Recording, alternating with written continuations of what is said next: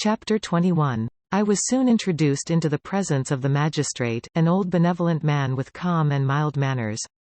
He looked upon me, however, with some degree of severity, and then, turning towards my conductors, he asked who appeared as witnesses on this occasion. About half a dozen men came forward, and, one being selected by the magistrate, he deposed that he had been out fishing the night before with his son and brother-in-law, Daniel Nugent, when, about 10 o'clock, they observed a strong northerly blast rising, and they accordingly put in for port. It was a very dark night, as the moon had not yet risen. They did not land at the harbour, but, as they had been accustomed, at a creek about 2 miles below. He walked on first, carrying a part of the fishing tackle, and his companions followed him at some distance. As he was proceeding along the sands, he struck his foot against something and fell at his length on the ground. His companions came up to assist him, and by the light of their lantern they found that he had fallen on the body of a man, who was to all appearance dead. Their first supposition was that it was the corpse of some person who had been drowned and was thrown on shore by the waves, but on examination they found that the clothes were not wet and even that the body was not then cold. They instantly carried it to the cottage of an old woman near the spot and endeavored, but in vain, to restore it to life. It appeared to be a handsome young man, about 25 years of age. He had apparently been strangled, for there was no sign of any violence except the black mark of fingers on his neck. The first part of this deposition did not in the least interest me, but when the mark of the fingers was mentioned I remembered the murder of my brother and felt myself extremely agitated, my limbs trembled, and a mist came over my eyes, which obliged me to lean on a chair for support. The magistrate observed me with a keen eye and of course drew an unfavourable augury from my manner. The son confirmed his father's account, but when Daniel Nugent was called he swore positively that just before the fall of his companion, he saw a boat, with a single man in it, at a short distance from the shore, and as far as he could judge by the light of a few stars, it was the same boat in which I had just landed. A woman deposed that she lived near the beach and was standing at the door of her cottage, waiting for the return of the fishermen, about an hour before she heard of the discovery of the body, when she saw a boat with only one man in it push off from that part of the shore where the corpse was afterwards found. Another woman confirmed the account of the fishermen having brought the body into her house. It was not cold. They put it into a bed and rubbed it, and Daniel went to the town for an apothecary, but life was quite gone. Several other men were examined concerning my landing, and they agreed that, with the strong north wind that had arisen during the night, it was very probable that I had beaten about for many hours and had been obliged to return nearly to the same spot from which I had departed. Besides, they observed that it appeared that I had brought the body from another place, and it was likely that as I did not appear to know the shore, I might have put into the harbour ignorant of the distance of the town from the place where I had deposited the corpse. Mr. Kirwan, on hearing this evidence, desired that I should be taken into the room where the body lay for interment, that it might be observed what effect the sight of it would produce upon me. This idea was probably suggested by the extreme agitation I had exhibited when the mode of the murder had been described. I was accordingly conducted, by the magistrate and several other persons, to the inn. I could not help being struck by the strange coincidences that had taken place during this eventful night, but, knowing that I had been conversing with several persons in the island I had inhabited about the time that the body had been found, I was perfectly tranquil as to the consequences of the affair. I entered the room where the corpse lay and was led up to the coffin. How can I describe my sensations on beholding it? I feel yet parched with horror, nor can I reflect on that terrible moment without shuddering and agony. The examination, the presence of the magistrate and witnesses, passed like a dream from my memory when I saw the lifeless form of Henry Clerval stretched before me. I gasped for breath, and throwing myself on the body, I exclaimed, "Have my murderous machinations deprived you also, my dearest Henry, of life? 2 I have already destroyed, other victims await their destiny, but you, Clerval, my friend, my benefactor." The human frame could no longer support the agonies that I endured, and I was carried out of the room in strong convulsions. A fever succeeded to this. I lay for 2 months on the point of death. My ravings, as I afterwards heard, were frightful. I called myself the murderer of William, of Justine, and of Clerval. Sometimes I entreated my attendants to assist me in the destruction of the fiend by whom I was tormented, and at others I felt the fingers of the monster already grasping my neck, and screamed aloud with agony and terror.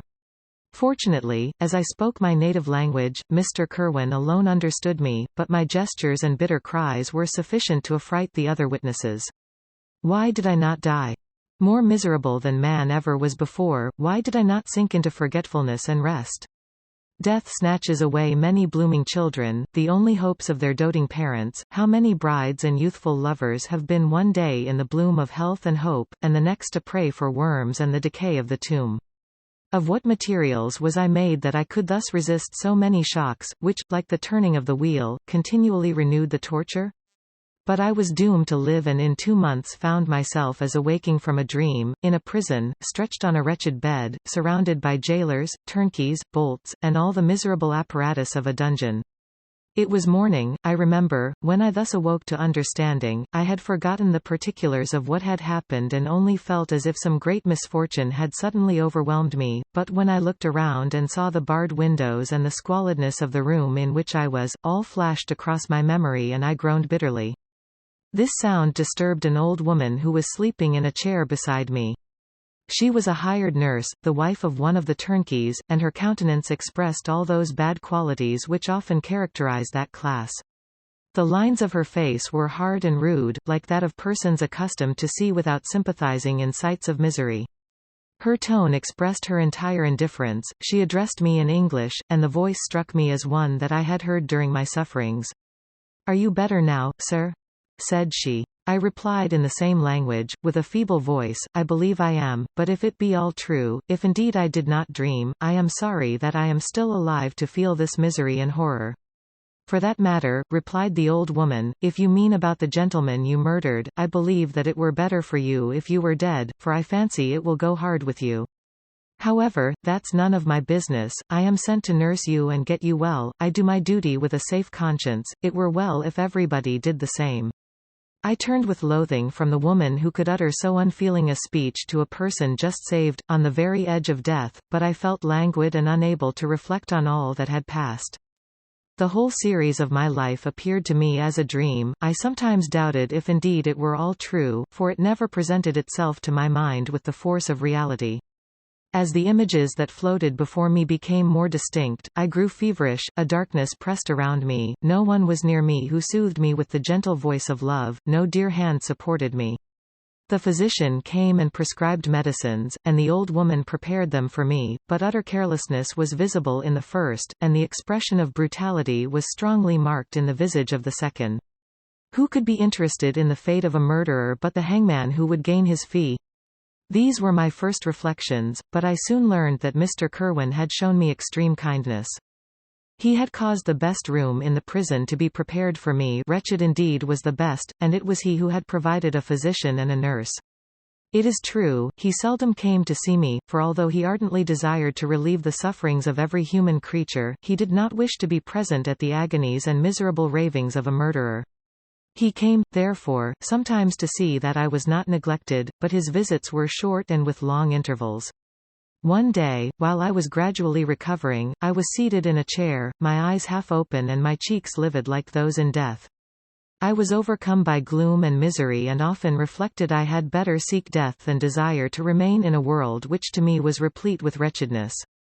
At one time I considered whether I should not declare myself guilty and suffer the penalty of the law, less innocent than poor Justine had been. Such were my thoughts when the door of my apartment was opened and Mr. Kerwin entered. His countenance expressed sympathy and compassion. He drew a chair close to mine and addressed me in French. "I fear that this place is very shocking to you. Can I do anything to make you more comfortable?" "I thank you, but all that you mention is nothing to me. On the whole earth there is no comfort which I am capable of receiving. I know that the sympathy of a stranger can be but of little relief to one borne down as you are by so strange a misfortune. But you will, I hope, soon quit this melancholy abode, for doubtless evidence can easily be brought to free you from the criminal charge. That is my least concern. I am, by a course of strange events, become the most miserable of mortals. Persecuted and tortured as I am and have been, can death be any evil to me? Nothing indeed could be more unfortunate and agonizing than the strange chances that have lately occurred. You were thrown, by some surprising accident, on this shore, renowned for its hospitality, seized immediately, and charged with murder.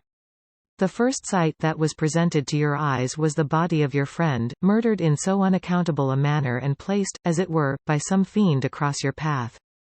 As Mr. Kirwan said this, notwithstanding the agitation I endured on this retrospect of my sufferings, I also felt considerable surprise at the knowledge he seemed to possess concerning me.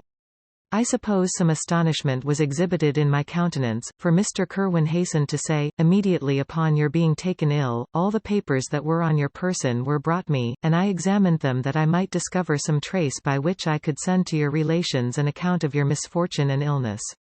I found several letters, and, among others, one which I discovered from its commencement to be from your father. I instantly wrote to Geneva. Nearly 2 months have elapsed since the departure of my letter. But you are ill, even now you tremble, you are unfit for agitation of any kind. This suspense is 1,000 times worse than the most horrible event. Tell me what new scene of death has been acted, and whose murder I am now to lament. Your family is perfectly well, said Mr. Kirwan with gentleness, and someone, a friend, is come to visit you. I know not by what chain of thought the idea presented itself, but it instantly darted into my mind that the murderer had come to mock at my misery and taunt me with the death of Clerval, as a new incitement for me to comply with his hellish desires. I put my hand before my eyes, and cried out in agony, "Oh! Take him away. I cannot see him, for God's sake, do not let him enter." Mr. Kirwan regarded me with a troubled countenance. He could not help regarding my exclamation as a presumption of my guilt and said in rather a severe tone, "I should have thought, young man, that the presence of your father would have been welcome instead of inspiring such violent repugnance." "My father!" cried I, while every feature and every muscle was relaxed from anguish to pleasure. "Is my father indeed come? How kind, how very kind! But where is he? Why does he not hasten to me?" My change of manner surprised and pleased the magistrate. Perhaps he thought that my former exclamation was a momentary return of delirium, and now he instantly resumed his former benevolence. He rose and quitted the room with my nurse, and in a moment my father entered it. Nothing, at this moment, could have given me greater pleasure than the arrival of my father. I stretched out my hand to him and cried, "Are you, then, safe, and Elizabeth, and Ernest?" My father calmed me with assurances of their welfare and endeavored, by dwelling on these subjects so interesting to my heart, to raise my desponding spirits, but he soon felt that a prison cannot be the abode of cheerfulness. "What a place is this that you inhabit, my son?" said he, looking mournfully at the barred windows and wretched appearance of the room. "You travelled to seek happiness, but a fatality seems to pursue you." And poor Clerval, the name of my unfortunate and murdered friend, was an agitation too great to be endured in my weak state. I shed tears. "Alas! Yes, my father," replied I, "some destiny of the most horrible kind hangs over me, and I must live to fulfill it, or surely I should have died on the coffin of Henry." We were not allowed to converse for any length of time, for the precarious state of my health rendered every precaution necessary that could ensure tranquillity. Mr. Kirwan came in and insisted that my strength should not be exhausted by too much exertion. But the appearance of my father was to me like that of my good angel, and I gradually recovered my health. As my sickness quitted me, I was absorbed by a gloomy and black melancholy that nothing could dissipate. The image of Clerval was forever before me, ghastly and murdered. More than once the agitation into which these reflections threw me made my friends dread a dangerous relapse. Alas! Why did they preserve so miserable and detested a life? It was surely that I might fulfill my destiny, which is now drawing to a close. Soon, oh, very soon, will death extinguish these throbbings and relieve me from the mighty weight of anguish that bears me to the dust, and, in executing the award of justice, I shall also sink to rest. Then the appearance of death was distant, although the wish was ever present to my thoughts, and I often sat for hours motionless and speechless, wishing for some mighty revolution that might bury me and my destroyer in its ruins. The season of the assizes approached. I had already been 3 months in prison, and although I was still weak and in continual danger of a relapse, I was obliged to travel nearly 100 miles to the country town where the court was held. Mr. Kirwan charged himself with every care of collecting witnesses and arranging my defense. I was spared the disgrace of appearing publicly as a criminal, as the case was not brought before the court that decides on life and death. The grand jury rejected the bill, on its being proved that I was on the Orkney Islands at the hour the body of my friend was found, and a fortnight after my removal I was liberated from prison. My father was enraptured on finding me freed from the vexations of a criminal charge, that I was again allowed to breathe the fresh atmosphere and permitted to return to my native country. I did not participate in these feelings, for to me the walls of a dungeon or a palace were alike hateful. The cup of life was poisoned forever, and although the sun shone upon me, as upon the happy and gay of heart, I saw around me nothing but a dense and frightful darkness, penetrated by no light but the glimmer of two eyes that glared upon me. Sometimes they were the expressive eyes of Henry, languishing in death, the dark orbs nearly covered by the lids and the long black lashes that fringed them, sometimes it was the watery, clouded eyes of the monster, as I first saw them in my chamber at Ingolstadt. My father tried to awaken in me the feelings of affection. He talked of Geneva, which I should soon visit, of Elizabeth and Ernest, but these words only drew deep groans from me. Sometimes, indeed, I felt a wish for happiness and thought with melancholy delight of my beloved cousin, or longed, with a devouring malady du pays, to see once more the blue lake and rapid Rhone, that had been so dear to me in early childhood, but my general state of feeling was a torpor in which a prison was as welcome a residence as the divinest scene in nature, and these fits were seldom interrupted but by paroxysms of anguish and despair. At these moments I often endeavored to put an end to the existence I loathed, and it required unceasing attendance and vigilance to restrain me from committing some dreadful act of violence. Yet one duty remained to me, the recollection of which finally triumphed over my selfish despair. It was necessary that I should return without delay to Geneva, there to watch over the lives of those I so fondly loved and to lie in wait for the murderer, that if any chance led me to the place of his concealment, or if he dared again to blast me by his presence, I might, with unfailing aim, put an end to the existence of the monstrous image which I had endued with the mockery of a soul still more monstrous. My father still desired to delay our departure, fearful that I could not sustain the fatigues of a journey, for I was a shattered wreck, the shadow of a human being. My strength was gone. I was a mere skeleton, and fever night and day preyed upon my wasted frame. Still, as I urged our leaving Ireland with such inquietude and impatience, my father thought it best to yield. We took our passage on board a vessel bound for Havre de Grace and sailed with a fair wind from the Irish shores. It was midnight. I lay on the deck looking at the stars and listening to the dashing of the waves. I hailed the darkness that shut Ireland from my sight, and my pulse beat with a feverish joy when I reflected that I should soon see Geneva. The past appeared to me in the light of a frightful dream, yet the vessel in which I was, the wind that blew me from the detested shore of Ireland, and the sea which surrounded me told me too forcibly that I was deceived by no vision and that Clerval, my friend and dearest companion, had fallen a victim to me and the monster of my creation. I repassed, in my memory, my whole life, my quiet happiness while residing with my family in Geneva, the death of my mother, and my departure for Ingolstadt. I remembered, shuddering, the mad enthusiasm that hurried me on to the creation of my hideous enemy, and I called to mind the night in which he first lived. I was unable to pursue the train of thought, 1,000 feelings pressed upon me, and I wept bitterly. Ever since my recovery from the fever I had been in the custom of taking every night a small quantity of laudanum, for it was by means of this drug only that I was enabled to gain the rest necessary for the preservation of life. Oppressed by the recollection of my various misfortunes, I now swallowed double my usual quantity and soon slept profoundly. But sleep did not afford me respite from thought and misery, my dreams presented 1,000 objects that scared me. Towards morning I was possessed by a kind of nightmare, I felt the fiend's grasp in my neck and could not free myself from it, groans and cries rang in my ears. My father, who was watching over me, perceiving my restlessness, awoke me. The dashing waves were around, the cloudy sky above, the fiend was not here, a sense of security, a feeling that a truce was established between the present hour and the irresistible, disastrous future imparted to me a kind of calm forgetfulness, of which the human mind is by its structure peculiarly susceptible.